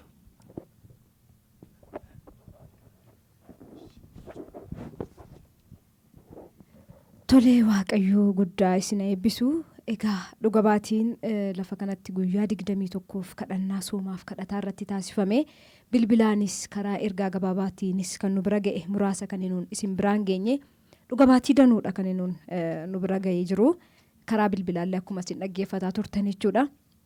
Egaa waaqayyo hojii isaa kan inni hojjetuuf akkuma kanaan dura isinitti hime sila dubbachuudhaaf yaade jechuudha. Kan inni foon fayyisu lubbuu ittiin barbaaduufi. Ilmi waaqayyoos kan inni lubbuu isaa kennee lubbuu ittiin booji'uufi. Kan inni hojii isaa lafa kanarratti hojjetaa jirus isa kanaaf. Waldaan araaraa immoo waldaa pheenxee yookiis pirootestaantii qofaa miti. Waldaa nama hundumaati. Musliimni dhufee fayyuu danda'a. Ortodoksiin akkasuma dhufaa jira. Akkasumas waaqeffataan. Waldaan kun waldaa kiristiyaanaati. Mana abbaa keessaniiti. Kanaaf namni hundumtuu dhufee asitti gargaaramuu danda'a. Akkuma namoonni mana isaanii ta'anii ilmi waaqayyoo akkuma amantiidhaan hin qoonne lafa kanarraa sagalee ba'uun musliima mana isaa keessa jiru akka isaaf kadhatamu hin beekne ergi fayyisee yoo isin dhuftan amantiidhaan yoo TV araaraa waliin kadhattanii ilmi waaqayyoo isin fayyisa. Ilmi waaqayyoo isin gargaara kan jedhu dhaamsa isinii qabna. Inni adda biraan itti isinii dabaluu barbaadu akkuma dheengaddaa dubbachuudhaaf yaallee dhuga baatii gurguddaan kan gola keessan jiru. Baay'eetu jirtu. Akkasumas illee dhuga baatii keessan kana karaa ergaa gabaabaatii fi karaa silkii yookiis bilbilaan kan nu biraan geessanii qaamaanis namoonni tokko dhufanii dhugaa ba'aa jiru. Isinillee fageenyarras kan jirtan dhiyeenyarras kan jirtan qaamaan waldaa kiristiyaanaa Araaraa Waaqayyoo addunyaatti dhuftanii isiniinis qabatamaatti isin argine akkasiin dhugaa baatan gamanumaan dhaamsa isinii dhaamnaa. Akkasumas illee addanatti dhuftanii fayyitanii dhuga baatii gurguddaan gola keessan keessa kan jiru. Isinillee akkasiin dhuftanii dhugaa baatan gamanumaan ergaa isinii dhaamnaa. Namoonni karaa mana yaalaatis yookiis riifarii qabatanii dhuftanii isa ittiin fayyitan waraqaa qulqullinaas chaappaadhaa fi mallattoo kan qabuun qabattanii akkasiin dhuftan gamanumaan isa kanallee dhaamsan isinii dhaamaa. Ilmi waaqayyoo bara baraan gooftaadha. Waaqayyoo isin eebbisu eebbifama. Paaster wajjiniin waaqayyoon kadhanna. Tole waaqayyoof galanna ta'u. Dhumarratti kadhatatti toongalii waa dubbachuun barbaada. Innis maalidha sagaleen bahe kuni guyyaa 21f duwwaa sagalee ba'aa jiru miti. TV'n Araaraa maayikiroosekondiidhaaf ituu gargar hin citin sagalee baasaa jira. Har'as kadhatamaa jira dhukkubsatootaaf boris inuma kadhatama. Waan amma jedhame kana jireenya keessan irratti arguu yoo barbaaddan sagalee darbaa jiru wajjin kadhadhaati of ilaalaa. Wanti waaqayyoof hin danda'amne tokko iyyuu hin jiru. Haalli isin keessa jirtan isiniif duwwaadha cimminni isaa. Namaaf dadhabamaadha. Wanti namaaf dadhabamaa immoo wanti namni hin dandeenye, wanti biyyi lafaa hin dandeenye kan danda'u miti kan danda'ee darbee jira. Ammas immoo kan danda'u jira. Salphaadha haalli isin keessa jirtan. Kan isin irraa barbaadamu amanuudha. Waaqayyoon eeguudha.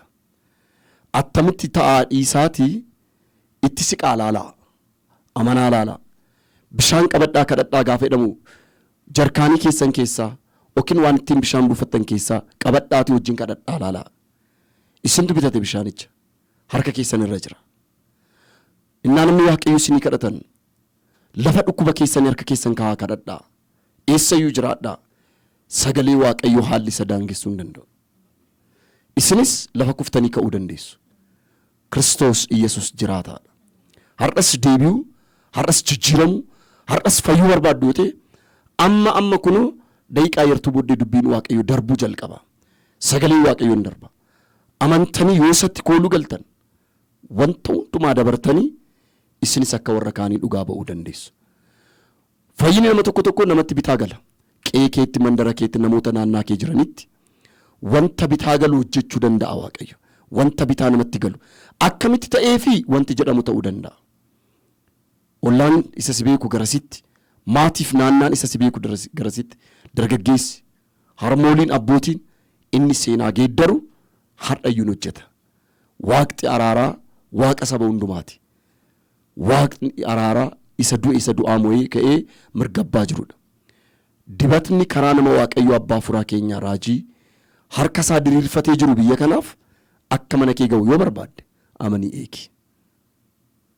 Waaqayyo isin haa gargaaru. Isinis dhuga baatiif dhaabbadhaa. Hin kadhanna Waaqayyoon. Yaa Waaqayyo abbaa keenyaa, mootii keenyaa si galateeffannaa. Ati Waaqayyo keenya isa argu isa dhaga'udha. Isa jabaadha. Abbaan hojii kana hundumaas sidha. Sit hojjechaa jira. Fayyisaadha maqaan kee. Nama kee kan gargaare kan dibeessii. Situ afaan godhate. Situ harka godhate. Situ ija godhatee ittiin ilaaluu barbaade. Gochaa keessa guddaaf si galateeffanna. Waaqaaf lafa irratti galanni siif haa ta'u. Irree kee lafa kanarra socho'aa jiruuf si haa galatu. Harka kee lafa kanarra socho'aa jiruuf si haa galatu. Qilleensa kee lafa kanarra jiruuf si haa galatu. Isa nama fayyisu, isa nama jijjiiru, isa kallattii namaa sirreessu. Yaa Waaqayyo, wanta bade, wanta iddoo gadhiise, wanta dhiifame bira darbame tokko ta'ee jedhee inni jalqabaa jiru harka keeti. Yaa Waaqayyo si haa galatu. Waa'ee nama kee nuu kenniteef, bara kana keessa nama akkasii waan nuu kaasteef, maqaa Yesuus Kiristoosiin Waaqaaf lafa irratti galanni siif haa ta'u. Maqaa Gooftaa Yesuusiin wanti macaafarra jiru ragaasaa nama kanaan mul'isaa waan jirtuuf, ragaasaa dirree araaraa waldaa araaraa keessatti mul'isaa waan jirtuuf, Waaqaaf lafa irratti galanni siif haa ta'u. Har'as fayyisaa, har'as banaa, har'as jijjiiraa, har'as dadhabaa kaasaa, har'as waan gurguddaa gochaa waan jirtuuf si haa galatu. Inni kun hojiin kan keeti. Ulfinni isaas kan keeti. Nama keef araara baay'isi. Biyya kanaaf araara baay'isi. Saba kanaafis araara baay'isi. Galanni siif haa ta'u. Ulfinni siif haa ta'u. Hojii hafee jiru hundumaatti, bara hafee jiru hundumaatti kunoo harka keetti dabarsinee kennineerra. Akka fedha keetti harka kee irratti haa raawwatamu. Humna du'aa ka'u Yesuus Kiristoosiin. Ameen. Waaqayyo isin haa eebbisu. Gooftaan isin wajjin haa ta'u. Ameen.